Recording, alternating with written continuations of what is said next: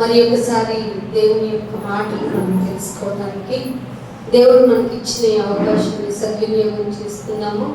ఇప్పటివరకు కొన్ని మాటలు విన్నారు. మీకు ఎలా అనిపించినాయో, దేవుడు మీతో ఎలా మాట్లాడారో, మరి మాట్లాడిన విధానాన్ని మీరు ఏ విధంగా అర్థం చేసుకున్నారో అది మీ విజ్ఞతగా. భయపడతారా? దేవుని యొక్క విషయమై మీరు జాగ్రత్తగా ఉంటారా అనేది మీ స్వనిర్ణయం. దేనికైనా బాధ్యులు మీరే.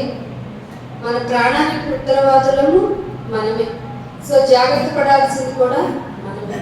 అందుకని వాక్య భాగంలోనికి త్వరగా వెళ్ళిపోదాము. దేవుని యొక్క ఆలోచన విధానాన్ని కావాలని కోరుకుంటూ మరి ఒక్కసారి దేవుని సన్నిధిలో తలవంచుకొని ప్రార్థనాపూర్వకంగా ముందుకు వెళ్దాం.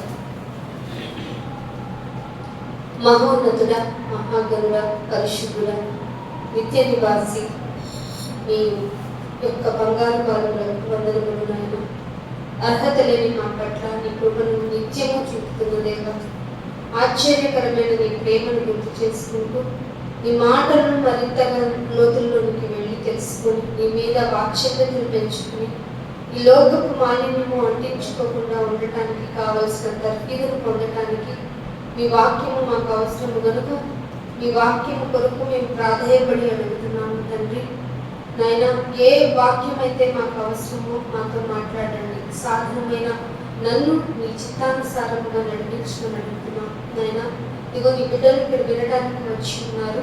కేవలం విలువలు మాత్రముగా ఉండిపోకుండా వాక్య ప్రకారం ప్రవర్తించడానికి, ఆ ప్రవర్తించే వారుగా ఉండి మీ పరలోకానికి నాయన వారసులు కావటానికి తీర్చిదిద్దమని కోరుకుంటూ యేసుక్రీస్తు వారి పరిశుద్ధమైన నామములో ఈ ప్రార్థనను అడిగి వేడుకుంటున్నాను నా పరమ తండ్రి. దేవుని యొక్క మాట చాలా అవసరం. ఎంత అవసరం అంటే మనిషి యొక్క ఆలోచనను గుర్తు చేసుకోవటానికి, మనిషి యొక్క నడవడికను గుర్తు చేయడానికి, ప్రతిసారి తప్పు, ఇది మంచి, ఇది చెడు అని చెప్పడానికి మనకి పెద్దలుగా ఉన్నప్పుడు పెద్దలు మనకి చెప్తుంటే మనకి ఎలా అనిపిస్తుంది అంటే చాలా ఇరిటేట్ అవుతూ ఉంటాం. ఏ విధంగా అయితే మన ఆలోచన ఎంత ఇరిటేట్ అవుతుందో దేవుని యొక్క మాటను కనుక మనం ఆలోచించుకుంటే కూడా అంతే కొంచెం స్ట్రిక్టబుల్గా ఉంటుంది. ఏ విధంగా అంటే బాబాయ్ ఎందుకు ఉండాలి, ఎంతసేపు రావాలా, అవసరమా? తీరా చూస్తే మన జీవితం ప్రతిరోజు భయంకరమైన యుద్ధాన్ని చేయాలి. మనం బ్రతకటానికి, మనం జీవించడానికి, ఎలాగోలా ఒక రోగపరమైనటువంటి ఒక జీవన వ్యాపారము మనం చూసుకుంటున్నప్పుడు అక్కడ ఎదురయ్యే సమస్యలతోనే తనామునులవుతూ ఉంటే, లేదంటే ఉద్యోగపరంగానే ఎన్నో బాధలు తలెత్తుతూ ఉంటే, ఇంటికి వచ్చేటప్పటికి లేదా ఇంట్లో ఉండేటప్పటికి ఉన్న విషయాల పరంగా మన బుర్రబద్దలైపోతూ ఉంటుంది. ఇన్నిటిలో మన ట్రిగ్గర్ అయిన మనకి మళ్ళీ ఒక దేవుని వాక్యం అంటే ఒకటి వస్తుంది, ఇలా చెయ్యకూడదు. ఎక్కడ ఉంటుంది బీపీ? అప్పుడు పల్స్ మీటర్ కూడా దొరకదు. చెప్పొచ్చారులే, వెళ్ళొచ్చారులే, మీరు వెళ్ళరండి, మీరు భక్తులు అవ్వండి, చాలే, మాకున్న సమస్యలు మాకున్న. ఇప్పుడు ఎవరికైనా సువార్త చెప్పాలి చెప్తున్నప్పుడు మాకున్న ప్రాబ్లం మీరు ఎవరు తీరుస్తారా? ఇది క్యాచ్ చేశారండి కొంతమంది. మా బలహీనతల్ని క్యాచ్ చేస్తారు. మీ ఇంట్లో గొడవలా, మీకు ఒంట్లో అదో ప్రాబ్లమా, అయితే రండి అనేసారు. బైబిల్ ఏం చెప్పిందో చూడండి. ఇప్పుడే చదివిన వాక్య పఠనము, చిన్న రెక్టిఫికేషన్, మార్చి చదువుకున్నాం అనకండి, ఉత్తర ప్రత్యుత్తరములుగా చదువుకున్నాం. దేవుని మాటను, పొల్లు, అక్షరము ఏది మనం మార్చకూడదు. ఆ మాట అనపడానికి కూడా మనం అర్హులంటాం. ఉత్తర ప్రత్యుత్తరములని పెద్దలు మనకి చూసించారు. మీరు అలాగే మాట్లాడటానికి ప్రయత్నించారు. సామెతల గ్రంథము 29వ అధ్యాయంలోనే 25వ వచనంలో మంచి ఎక్స్ప్లెనేషన్ విన్నారు. అయితే 29వ అధ్యాయంలో 18వ వచనం చూసుకున్నాం. ఎవరంటండి? దేవోక్తి అంటే దేవుని నుంచి వచ్చిన వాక్కట లేని ఎడల జనులు ఎలాగట కట్టు ఉండదు. అర్థమవుతున్న దేవుని మాట ఎంత అవసరమో. మళ్ళీ మీకు అర్థమైతే అందరూ ఒకసారి ఆ మాట అందరం పలుకుతాము. అందరూ నోటితో ఆ మాటను పలకడానికి చూడండి 29:18 వచనంలో నేను చెప్తాను, అందరం ఒకసారి అందాం. నాతో కలిపి అందరం అందాము. దేవోక్తి లేని ఎడల అందరూ చెప్పడానికి ప్రయత్నించండి. ఈరోజు భోజనం చేసిన వారు అందరూ మేము తిన్నాము నాయన, అందుకు కృతజ్ఞతగా నీ మాటలు వింటాము, విన్న మాటని అంటాము, మేము మంచోళ్ళం మోగోళ్ళం కాదు అన్న వాళ్ళం అందరము అందాం. దేవోక్తి లేని ఎడల జనులు కట్టు లేక తిరుగుదురు. చాలు, దేవోక్తి లేకపోతే మనకంటూ ఒక కట్టడి ఉండదు. ఎందుకురా ఇలా చేసామంటే నా ఇష్టం అంటాం. సో నీకు కట్టు కావాలి అంటే, నీకు రిస్ట్రిక్షన్ రావాలంటే, నీ లైఫ్ లో డిసిప్లిన్ రావాలి అంటే పలోమని ఒక మనిషిని ఇన్ఫ్లుయెన్స్ చేసుకోకూడదు. మనిషిని కనుక నువ్వు ఇన్ఫ్లుయెన్స్ చేసుకొని వాళ్ళ మాటల ప్రకారంగా వాళ్ళ పద్ధతి ప్రకారంగా నువ్వు వెళ్ళావు అంటే గుడ్డివానికి త్రోవ చూపినట్టే ఉంటుంది. ఒక గుడ్డోడు వెళ్ళిపోతా ఉంటాడు అనుకోండి భూమి మీద, వాడికి గుడ్డోడు అని తెలియదు. ఎందుకని? దేవుని మాట అనేది ఒకటి ఉంది. ఆ మాట ప్రకారం ఏది చెయ్యాలో ఏది చేయకూడదు అదే అంటాడు. కీర్తన 27 చూడండి. కీర్తనలు 27వ కీర్తన 11వ వచనం చూడండి. రాసుకోవడానికి ప్రయత్నం అయితే చేస్తూ ఉండండి. ఎప్పుడైనా ప్రేయర్ ఇలా చేసినట్టు మీకు ఏమన్నా గుర్తుందా? అసలు ప్రేయర్ నాయన నాకు ఇది అది అనుకుండా యెహోవా నీ మార్గమును నాకు, అదేంటి ఆయన మార్గాన్ని బోధించమని ఎప్పుడన్నా అయ్యగారు మీ మార్గం ఏంటి, అక్క నువ్వు ఏ గుడికి వెళ్తావు, ఇవి అడగడం తెలుసు మనకి. అన్న నువ్వు వెళ్ళే చర్చిలో బాగా ఆశీర్వాదాలు వస్తాయా? అది దేవుని పవర్ ఎక్కడున్నా ఒకటే కదరా నాన్న అంటే మీరు ఆగిన పక్కకుండా అంటారు. అలా కాదు, ఏమని ప్రేయర్ చేయాలో అసలు ఎందుకు దావీదు గారు నా ఇష్టానుసారుడు అని అనిపించుకున్నాడు అంటే ఎలాంటి ప్రేయర్ చేసి ఉంటారంటారు కదా. అందుకే ఇక్కడ ఏమన్నాడు, నీ మార్గమును నాకు బోధించుము, ఎందుకంటే నా కొరకు పొంచి ఉన్న వారిని చూచి, నా కొరకు పొంచి ఉన్న వారిని చూసి వాళ్ళ కళ్ళు పేరుగా కనుక నాయన నేనేమంటానంటే వారిని చూచి సరళమైన మార్గములో నన్ను నడిపించు. ఈ మాట ఏమన్నా అర్థమైంది? అసలు ఎప్పుడన్నా మనల్ని విసిగించే వాళ్ళని కానీ మనల్ని బాధించే వాళ్ళని చూసి శబ్దానికి అని అనకుండా ఉండలేని మన జన్మకి ఇలాంటి మాటలు ఏమైనా రుచిస్తాయా? అందుకే కట్టడా. దేవోక్తి లేకపోతే మనుషుడు తన ఇష్టానుసరుడైపోతాడు. అందుకే నిన్ను ఇబ్బంది పెట్టేవాడైనా, నిన్ను బాధ పెట్టేవాళ్ళైనా, నిన్ను విసిగించే వాళ్ళనైనా నాయన ప్లీజ్ నువ్వు మాత్రం నన్ను సరళము ఇన్ ది సెన్స్ తిన్నగా వెళ్ళే మార్గం, అటు నుంచి వస్తానైనా అంటే కుదరదు, ఇటు నుంచి వెళ్ళి వస్తానైనా నీ ముఖ్యటు అంటే ఎటు చూపిస్తారట, డైరెక్ట్ గా ఇట్లా చూపించొచ్చు చెప్పరట. మూర్ఖులు ఎలా ఉంటారంటే ముక్కలు చెప్తారట. ఎందుకు అంత ప్రయాస అంటే నేను ఏం ఇవ్వను కానీ నా వెంట్రుకలు ఇచ్చేస్తాను, ఎందుకు మొలిస్తే ఒక నీకు వచ్చు కదా. అసలు ఉన్నది ఒకటే ఒకటి మనసు, హృదయం, గుండెని ఇవ్వచ్చుగా. అబ్బే ఇవ్వ పద్దాకా మొలుస్తూ ఉంటాయి కదా, వాటిని ఇచ్చేస్తా ఉంటా ఏంటంటే వెంట్రుకలు. అందుకే ఇలాంటి పక్క తిరుగుడు మార్గాలలోనికి వెళ్లకుండా నాకు సరళమైన మార్గము నడిపించు. అది ఎలా తెలుస్తుంది? కట్టడి నేర్చుకుంటే తెలుస్తుంది. పలోమని నేను వాళ్ళని ఇన్ఫ్లుయెన్స్ అయ్యి మాట్లాడాను, వాళ్ళని ఇన్ఫ్లుయెన్స్ అయ్యి చేస్తాను, వాళ్ళని ఇన్ఫ్లుయెన్స్ అయ్యి దేవుణ్ణి నేను పూజ చేస్తాను అంటే నథింగ్. ఇక్కడ దేవుని మాట, దేవుని ప్రసన్నం చేసుకోవాలంటే నువ్వు కంపల్సరిగా ఆయన మార్గంలో వెళ్ళాల్సిందే. అందుకే నీకు కట్టడిచ్చాడు. నన్ను ఎక్కడ పడితే అక్కడ రాకురా, నేను అసలే ఎవరైనా పరిశుద్ధుడు, పరిశుద్ధత లేకుండా ఎవరు దేవునికి ఇష్టడుగా ఉండగలరా? నీ దగ్గర ఎందుకండి ఇక్కడున్న గ్రూప్ ఉన్నాము, ఎవరన్నా మనకి స్నానం చేయలేదు అనుకోండి ఒక 3-4 days నుంచి, రాగానే స్మెల్ వచ్చింది అనుకోండి, ఏమంటారు? ఎవరు ఇక్కడ ఇట్లాగా స్మెల్ వస్తుంది అని అంటారా? ఎందుకనాలి? మీరు నేర్చుకున్న శుభ్రత అది. ఆఫ్టర్ ఆల్ లోకపరమైనటువంటి విషయాలలోనే మనం ఇంత జాగ్రత్తగా, ఇంత మంచిగా, ఇంత హైజినిటీగా ఉండాలనుకుంటామే. దేవాది దేవుడుకున్న ఒకే ఒక్క క్యారెక్టర్ ఏంటో తెలుసా? పరిశుద్ధుడు. నువ్వు ఎట్లా చూసినా ఆయన డైరెక్ట్ గా చూసినా ఏంజల్స్ ఉన్నాయి కదా, ఏమంటాయట? పగలు రాత్రి చూస్తున్నాయి. మనకులాగా చూడలేదు, ఇంకా మనమైతే చూడలేదు. కానీ పగలు రాత్రి చూస్తున్న దేవదూతలు ఏమంటున్నాయి? మామూలుగా అతి పరిశుద్ధుడు, అతి పరిశుద్ధుడు అని పగలు రాత్రి ఓర్ని పాడుతూనే ఉన్నాయంట. ఇది ఏం మాట్లాడలేకపోతున్నాయంట ఆ దేవదూతలు. ఎంత పరిశుద్ధంగా ఉన్నాడో చూడండి. అంత పరిశుద్ధుడి దగ్గరికి నువ్వు వెళ్ళాలి. తిరిగి ఈ మట్టిని వదిలేసి, ఈ మట్టి శరీరాన్ని వదిలేసి వెళ్ళాలి. మన్నైనది మనలోకి పోతుంది. ఈ శరీరం మాట ప్రకారం నువ్వు బ్రతికావు అంటే అదే అంటాడు. అందుకే నేను గలతీయులకు రాసిన పత్రిక 6వ అధ్యాయం 7వ వచనంలో చూడండి.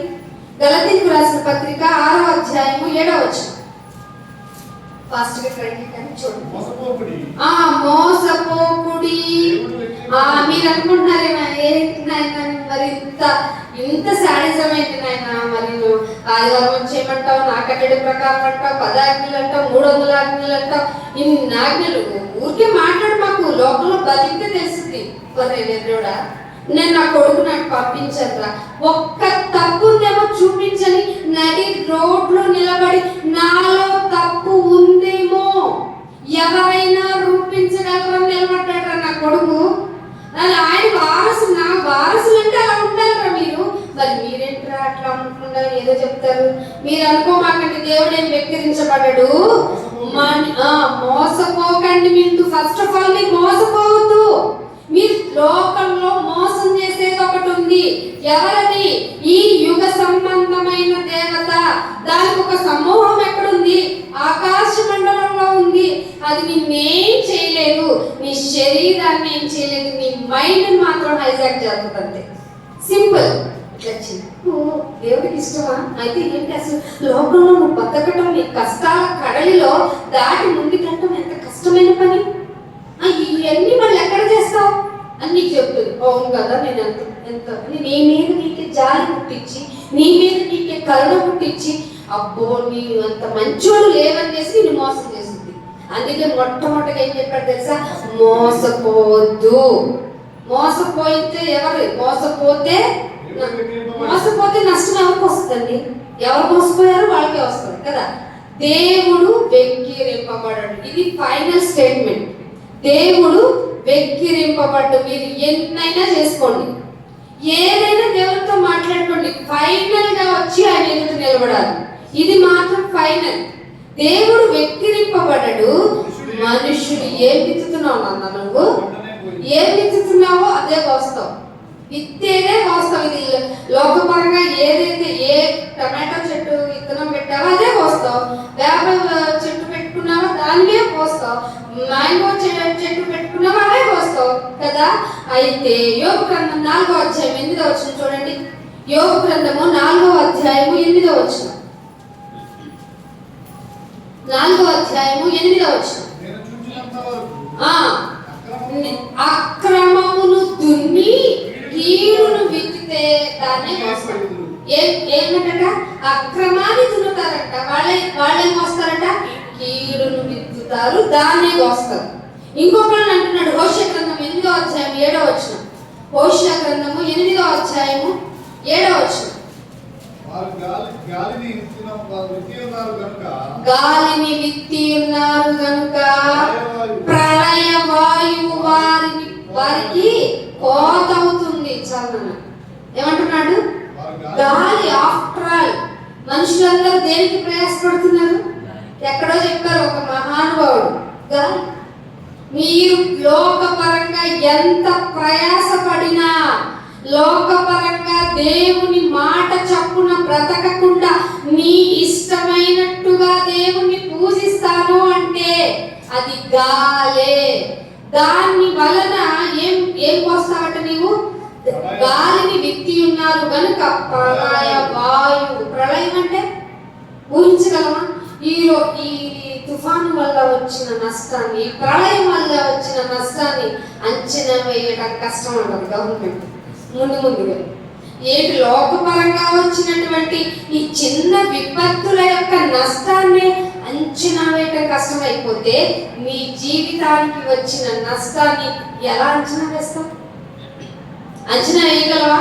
అందుకే పొళ్ళు కోరుకోవడం, నీ మీద నీకే అసహ్యం పుట్టుకునేంతగా ఎంతగా నీ బాధ వేదన నువ్వు రోధించినా పట్టించుకునేవాడు ఉన్నాడు. ఎందుకంటే వాడికి కూడా అదే బాధ కనుక. ఇంకొక మాట చూద్దాం, చూడండి. గలతీ 6:8 చూడండి. గలతీ 6:8. గలతీయులకు రాసిన పత్రిక 6వ అధ్యాయము 8వ వచనం. ఇక్కడ పట్టుకున్నాడండి. శరీరేచ్ఛలను బట్టి విత్తువాడు తన శరీరమును క్షయమను పంట. క్షయమంటే తొందరగా పాడైపోయేది. అంటే ఈ లోకపరంగా శరీరం కోసం ఎంత కష్టపడినా, జాగ్రత్తగా వినండి, అదేంటి మా శరీరం కోసం మేము కష్టపడ్డా తప్ప అంటే ఖచ్చితంగా తప్పే. దేవోక్తి ఇచ్చాడు, కట్టడి ఉంది, అది లేకపోతే నువ్వు చెడిపోతావు. అందుకే శరీరేచ్ఛలతో బ్రతుకుతున్నావు. దేవుని కట్టడి ఒకటి ఉంది, ఆయన కొరకు బ్రతకాలి. ఆయన కొరకు బ్రతికేటప్పుడు ఈ లోకంలో దేన్ని ఎంచుకోవు. ఇక్కడ ఏమంటున్నాడు? శరీరేచ్ఛలను బట్టి విత్తువాడు తన శరీరమును క్షేమను పంటను కోస్తాడు. అయితే ఒక్క మాట ఉంది, ఆత్మను బట్టి విత్తండి. ఆత్మను బట్టి విత్తండి. ఏం దొరుకుతుందమ్మా ఆత్మను బట్టి విత్తితే? కనపడదే ఆత్మ. ఆత్మ కనపడదు కదా. కనపడని ఆత్మను విత్తుకో. నిత్య జీవమును పంటను కోస్తాం. నిత్య జీవం అంటే ఎప్పుడూ బతుకుండేది, అక్షయమైనది. అక్షయమైనది ఎక్కడుంది? తండ్రి అక్షయుడు, ఆయనకు మరణం లేదు. అందుకే డిక్లరేషన్ ఎలా ఇచ్చాడు చెప్పండి? నేను ఉన్నవాడను. ఏ దేవుడు చెప్పాడు చెప్పండి? ఎక్కడున్నావా అంటే అక్కడున్నాను, ఇక్కడున్నాను, ఎక్కడైనా ఉండగలను అని చెప్పుకునే వాళ్ళకంటే, అరే బాబు నువ్వు ఎప్పుడైతే నాయన దేవుడు అనే మాట ఎప్పుడంటే అంతకు ముందే నేను ఉన్నాను రా, అంతకు ముందే ఉన్నవాడు. అందుకే మీకు మనకి గ్రీక్ లాంగ్వేజ్ ఇన్ఫ్లుయెన్స్ అయింది కాబట్టి అల్ఫా, ఒమేగా. అల్ఫా అంటే స్టార్టింగ్ లెటర్, ఒమేగా అంటే లాస్ట్ లెటర్ అన్నమాట. అక్కడితో మొదలెడితే ఇక్కడ దాకా నేనే ఉన్నాను రా. ఎక్కడైనా నువ్వు పుట్టక ముందే నా యొక్క అంచనాలు నీకు కావాలంటే ఈ లోకపరమైన జ్ఞానం సరిపోదంటాడు. అందుకే కొలసీలకు రాసిన పత్రిక 1వ అధ్యాయానికి రండి. చాలా మంచిగా ఉంటుంది ఆ మాట. మీకు ఎలా అర్థమవుతుందో ఈ మాటను వివరించడానికి ప్రయత్నిస్తాను కొద్ది సమయంలోనే. కొలసీలకు రాసిన పత్రిక 1వ అధ్యాయం 10వ వచనం.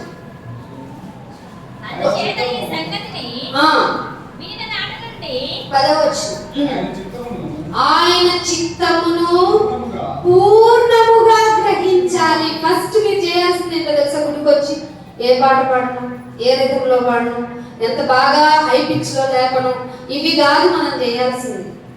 పాటను పాడితే రాత్రి ధ్యానం చేసుకోండి వెళ్ళి, నాయన ఈ పాట పాడను కానీ నేను ఎందుకు అరుగురాను అని. కానీ దేవుడు ఏమంటున్నాడో తెలుసా? చిత్తమును. చిత్తము అంటే ఇష్టము. నాయన నీకేమి ఇష్టం? ఇంటికి వస్తే చుట్టాలు ఏమడుగుతాం? మీకేమి ఇష్టం అంటే ఏం చేయమంటారు అని అంటాం. ఎందుకు? వాళ్ళు ఇన్ఫ్లుయెన్స్ చేయడానికి. ఆఫ్టర్ ఆల్ మనుషుల్ని, వాళ్ళు రేపు పోయే మనుషుల్ని మనం చాలా బాగా అడుగుతాం, ఇది చేస్తామండి, అది పెడతామండి అని. కానీ ఇక్కడ మీకు నేర్చుకోవాల్సింది ఏంటంటే అసలు దేవుని చిత్తాన్ని అంతో ఎంతో కాదట, సంపూర్ణముగా గ్రహించువారై ఉండి ప్రతి సత్కార్య విషయంలో సఫలం అవ్వాలి. సత్కార్యం అంటే ఇక్కడ పిలిచి ఒక సాగా కప్పమనుకున్నారండి. సత్కార్యము అంటే దేవుని వాక్యపరమైన విషయాలు. అంటే ఇలా సంఘంగా కూడుకుంటారా, ఓపెన్ గా మీటింగ్ పెట్టి మాట్లాడతారా, ఎలాగైనా దేవుని గురించిన మాట నీ నోట ప్రభంజనం అవ్వాలి. అందుకే నీకు నోరిచ్చాడు. లేకపోతే నువ్వు కుక్కవే. కుక్క ఏమంటుంది? బౌ అని అంటది. ఆవేమంటది?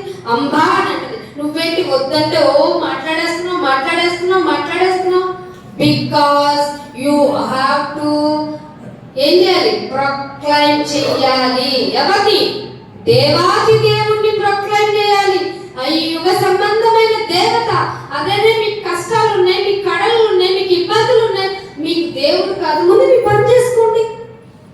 ఒకవేళ ఉన్నాడుగా ఊపిరిచ్చాడుగా ఒక దీపం పెట్టడం లేకుండా ఒక ధూపం వేయండి సరిపోద్ది అని అంటుంది చెప్తుంది, కాదు కాదు, ప్రతి సత్కార్య విషయములో సఫలులయ్యుండి దేవుని విషయమైన, అది ఏ విషయమైన జ్ఞానం ఉండాలి? అబ్బో మనకి జీకే పెడితే మనకే ఫస్ట్ వస్తుంది. ఎవరు ప్రధానమంత్రి దగ్గర నుంచి ఇప్పుడు మిస్ ఇండియా ఎవరో అనే దగ్గరికి అవే జీకే. కానీ దేవుడు ఏమంటున్నాడు తెలుసు? చూడండి, సత్కార్య విషయంలో సఫలులగుచు దేవుని విషయమైన జ్ఞానమందు ఏం చేయాలి? అభివృద్ధి ఒక రోజు వస్తుందా? మనకే ఇంకా రాలా, 10 సంవత్సరాలైనా రాలేదు, రాజధాని లేదు మనకి. మరి అభివృద్ధి జరగాల? మరి దానికి అంత లాంగ్ ప్రాసెస్ ఉంటే నీ దేవుని జ్ఞాన విషయంలో అభివృద్ధి పొందుచు అన్ని విషయాల్లో పక్కింటి వాళ్ళని, ఇంట్లో వాళ్ళని, భర్తని, భార్యని, అమ్మని, నాన్ని కాదకండోయ్, దేవునిని అన్ని విషయముల్లో ప్రభువుని సంతోషపెట్టండి. ఇది చెయ్యాలి గుడికొచ్చి మీరు. అందుకే కట్టడిచ్చాడు. సామెతలు 29:18 ఏమన్నాడు? దేవోక్తి లేని ఎడల మనుషులు కట్టడి లేక తిరుగుతారు. దేవోక్తి ఉంటే దేవుణ్ణి సంపూర్ణ చిత్తం ఏంటో తెలుసుకుంటారు, ఆయన జ్ఞానమందు అభివృద్ధి పొందుతారు. అన్ని విషయాల్లో నా దేవుణ్ణి మాత్రమే నేను సంతోష పెట్టాలి. అసలు అలా చేస్తున్నారు? ఏమన్నా నేర్చుకుంటున్నారా? గుడికొచ్చి ఇంత లైట్లు, ఫ్యాన్లు, మైక్, ఇంత ఫెసిలిటబుల్ మీకు చేసింది ఎందుకు అనుకుంటున్నారు? అయ్యగారు వందనాలని చెప్పి వెళ్ళడానిక? రేపు ఈ అయ్యగారు వెళ్ళిపోతారు పర్లాడానికి. నువ్వు వచ్చావు కదా గుడికి, ఏం నేర్చుకున్నావు? నా జ్ఞానంలో ఏం నేర్చుకుని నీ పద్ధతులు మార్చుకున్నావు? నా కట్టడికి నువ్వు వచ్చావు. నీ యొక్క బ్రతుకులో నీ ఎథిక్స్ ఏం మార్చుకున్నావు? ఏం మార్చుకోలేదు. నేను సిద్ధిలో నూనె లేదు, ఆ పక్కన వాళ్ళు అడిగితేనేమో ఇవ్వట్లేదు అని అంటావా? నువ్వెవరో నాకు తెలీదు అని ముఖము మీద తలుపేస్తాడట. ఊరుకుంటాడా దేవుడు? ఆ అవమానం ఎలా ఉంటుంది? అస్సలు తట్టుకోలేవు. అందుకే సమయం ఉన్నప్పుడే ఆయన యొద్ద నేర్చుకోండి. అందుకనే ఒక మాట చెప్తున్నాడండి. ఆమోస్ గ్రంథము 8వ అధ్యాయము, ఆమోస్ గ్రంథము 8వ అధ్యాయము 11-12 వచనాలు. 8వ అధ్యాయము 11-12 రాబో దినములందు దేశములో నేను క్షామాన్ని పుట్టిస్తాను. మాకు అలవాటు అయిపోయింది లేదా? ఏమిటి? బాగా వర్షం కురిపిస్తావు అంతేగా, లేకపోతే బాగా ఎండలిస్తావు. అలవాటు అయిపోయింది మాకు. విశుషు అంటాం ఎండ వచ్చినప్పుడు. ఏంటి దేవుడా మా మీద చేయాలంటాం. వరదలు వస్తే మేము కొట్టుకొని పోయి కాసేపు ఎండలోనూ నీళ్ళలోనూ. అలవాటు అయిపోయింది. నో నువ్వు అనుకుంటున్న క్షామం అది కాదు. రాబో దినములందు దేశంలో నేను క్షామము పుట్టించును, అది అన్నపానము లేదు. ఇది అనుకున్నాను ఆయన, అనుకోకండి. అన్నపానము లేకపోవుట చేత కలుగు క్షామమైతే కాదు కానీ యెహోవా మాట, ఇన్ ది సెన్స్ దేవుని మాటను వినుకపోవుట వలన కలుగు క్షామము. ఇదే దేవుని వాక్కు. మీరు అనుకుంటున్నారు చాలా మంది వినేవాళ్ళు ఉన్నారని వాక్యాన్ని. ఫస్ట్ లో 1 గంట చెప్పేవాడు పెద్దలు, మన చిన్నపిల్లలు 2 గంటలు ఉండేది.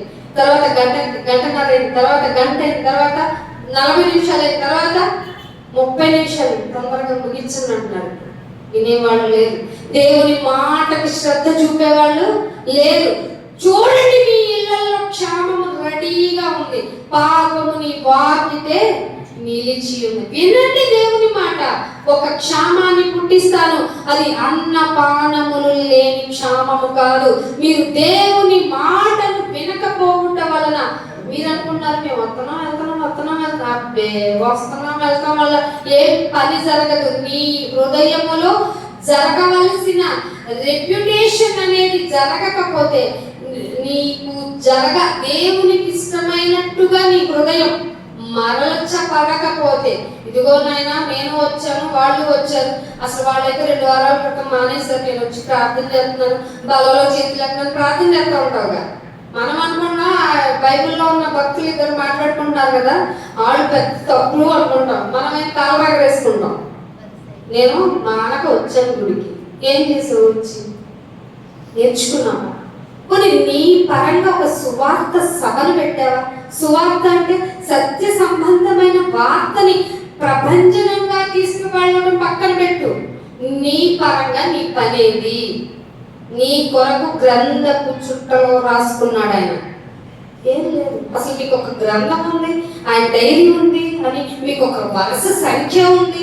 ఆ వరుస సంఖ్య ప్రకారం పిలిస్తే వాట్ ఈస్ యువర్ వర్క్స్ అంటే నథింగ్ నాయన అంటే ఏం చెప్తావు? పరలోకం ఇచ్చేస్తావా? వెళ్ళాను గుడికి, నథింగ్. ఏం చేయలేదా?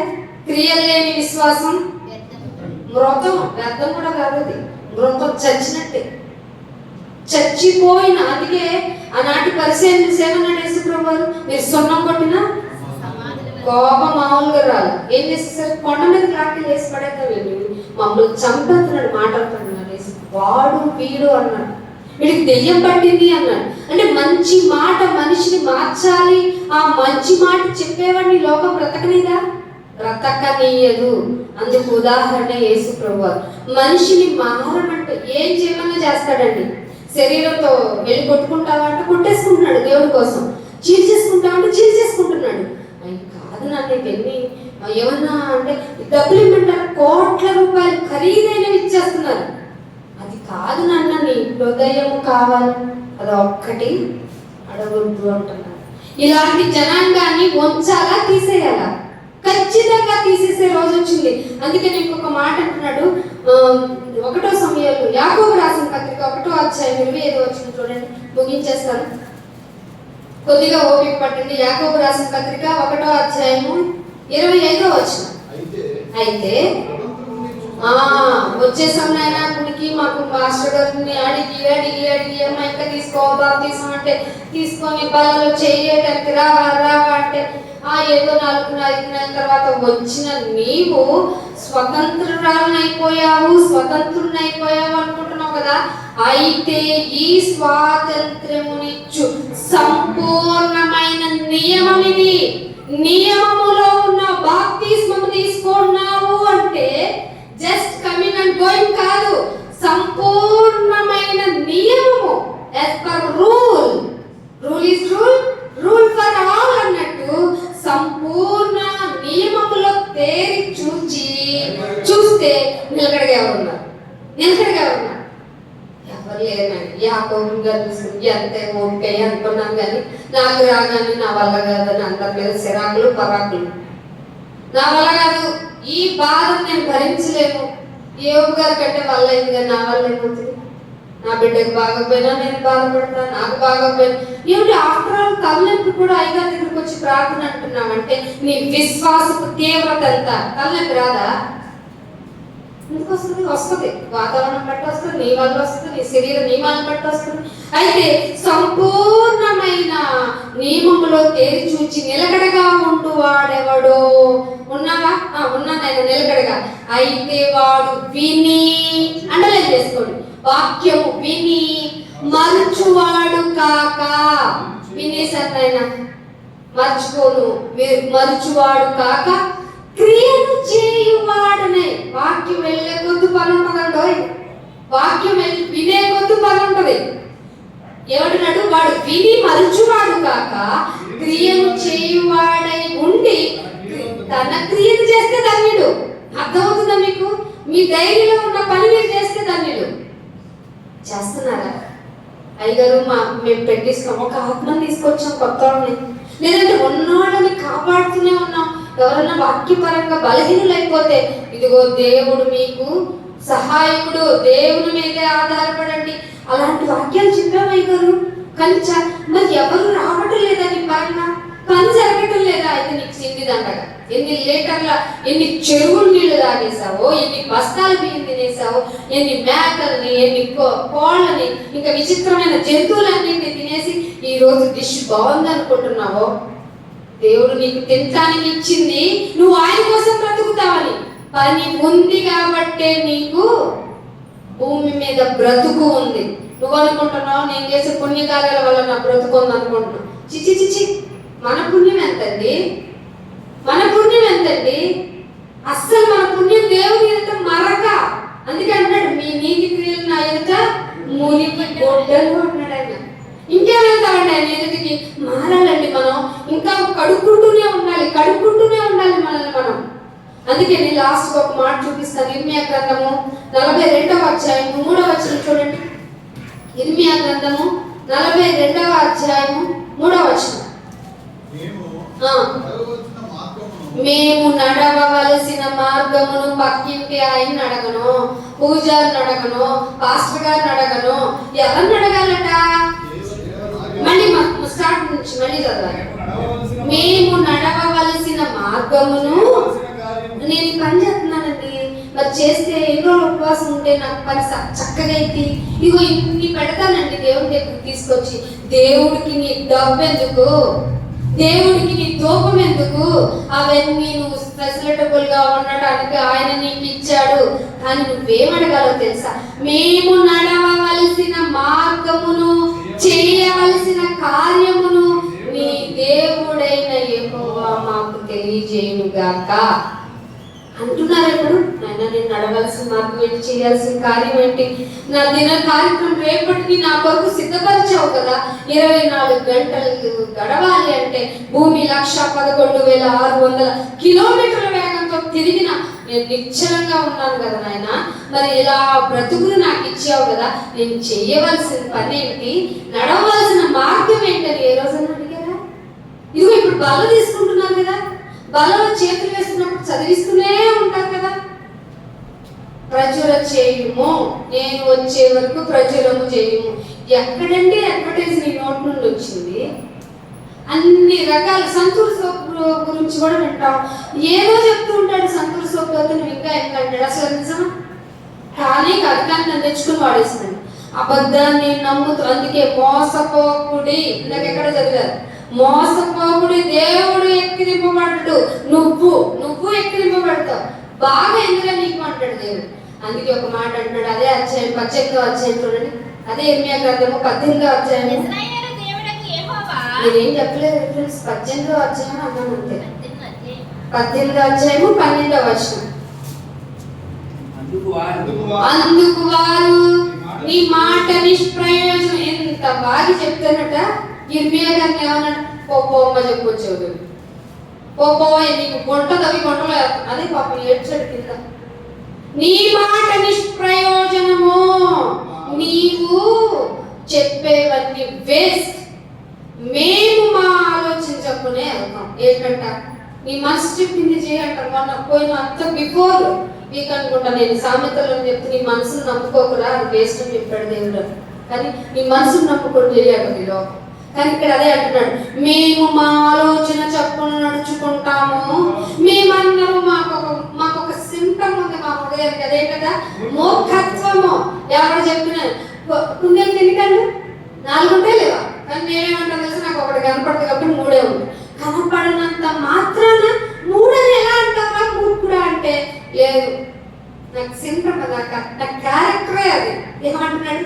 మేమందరము మా మూర్ఖ హృదయము చెప్పుకునే ప్రవర్తిస్తామని అనుకుంటారు. ఏమన్నా చేయగలమని? నాయన అక్కడికి వెళ్ళి అవ్వకంటారా? నీవు నా పోటీ వాడు వైద్య వాడు నిన్ను పలకరిస్తారా? వినరా నాయన అంటే నేనేనో, నా మనసు అసలే మూర్ఖం. ఎవరు చెప్తున్నా ఏంటంటే నా దారి నాదే అంటున్నాడు. అలాంటి వారిని మార్చాలా లేదా? కఠిన హృదయులు, అదే ఈ లోకంలో ఒకడు కాలిపోతుంటానే చూస్తూ ఉండలేమా? అలాంటిది సంవత్సరాల, ఎన్ని సంవత్సరాలు? కోట్ల సంవత్సరాలు ఈక్వల్ టు యుగము అని చెప్పింది. యుగాలు కాలిపోతున్న నీ తోటి ఆత్మల గురించి నీకు ఆలోచన లేకపోతే, దేవుడు నీకు పెట్టిన భిక్ష ఉందే రక్షణ అని, ఆ రక్షణ వేస్ట్ అన్నాడు. ఈ రక్షణను నిర్లక్ష్యం చేస్తున్నారు మీరు. ఎలా తప్పించుకుంటారు? నేను తప్పించుకుని ఆయన సేఫ్ జోన్ అనుకో. ఎదుట వాడి కోసమే ప్రయాసపడాలి. ఎవడు తన కోసము బ్రతకకూడదు, ఎదుట వాడి కోసం బ్రతకాలి. చేస్తున్నారా? మా బాధలు మాకున్నాయి అంటున్నారు, అయితే మోసపోతున్నారు. ఈ యుగ సంబంధమైన దేవత యొక్క ట్రాన్స్ లో ఉన్నారు మీరంతా. సంపాదించుకోవాలి, జాగ్రత్తగా ఉండాలి, బాగా ఉండాలి అనుకునే లోపే నీ ఆరోగ్యం దెబ్బతింటారు. జాగ్రత్త. ఏదున్నా పర్లేదని ఆరోగ్యం పోతే ఏం చేయగలమండి? బాగా సంపాదించుకున్నామండి, తినగలకపోతే తినగలమా?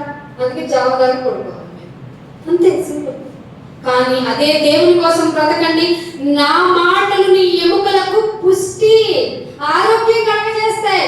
అందుకే కావాలి, మీకు ఇందాక చదివించాను కదా 29:18 దేవోక్తి లేకపోతే మనుషులు కట్టడి లేక తిరుగుతూనే ఉన్నారు. చాలా మంది, కోట్ల మంది తిరుగుతున్నారు. నీ బాధ్యత ఏంటి? నువ్వు అసలు ఎలా తిరుగుతున్నావు? శరీరపరంగా ఎక్కడికి వచ్చి కూర్చుంటున్నావు? నీ హృదయం ఎక్కడ తిరుగుతుంది? అది ఆయనకే ఎరుక. యథార్థత అనేది లేకపోతే నిన్ను తీసుకెళ్లి అగ్నిగుండంలో పడేస్తాడు. అట్టి దుర్మార్గపు యొక్క స్థితికి వెళ్లకుండా మనం కాపాడుకోవాలంటే క్రీస్తు చేసిన త్యాగము, క్రీస్తు ప్రవర్తించిన విధానము మన జీవితంలో వచ్చి తీరాల్సిందే. అంటే ధన్యత మీకు అందరికీ దేవుడు ఇవ్వాలని కోరుకుంటూ ఈ నా మాటలు ముగిస్తున్నాను. కళ్ళు మూసుకుని ఒకసారి రియలైజ్ అవుతూ ప్రార్థన చేసుకోండి. మహోన్నతుడా, మహానుడా, ఎంతో వందనములు, స్తోత్రములు. మా జీవితము నీ పాదాలు చెంత ఉంచుతున్నాం. మాలో ఏదో భయము, బలం, అభద్రతా భావము ప్రతిరోజు సాతాను కలిగిస్తున్నాడు నాయన. వాడు నాయన మమ్మల్ని సుఖంగా ఉండనివాడు ఈ లోకంలో ఉన్నంత కాలం. కానీ మీరుంటే మేము భయపడము, కీడు రాకుండా మీరు మమ్మల్ని కాపాడగలరు కనుక మేము నీ మీదనే ఆధారపడి బ్రతుకుతున్నాం. అందుకే నీ కట్టడలు అవసరము నాయన, లేకపోతే మేము మా ఇష్టం వచ్చినట్టు తిరుగుతాము నాయన. నీ కట్టడితో మాకు నడవలసిన మార్గము, చేయవలసిన కార్యము నేర్పించండి.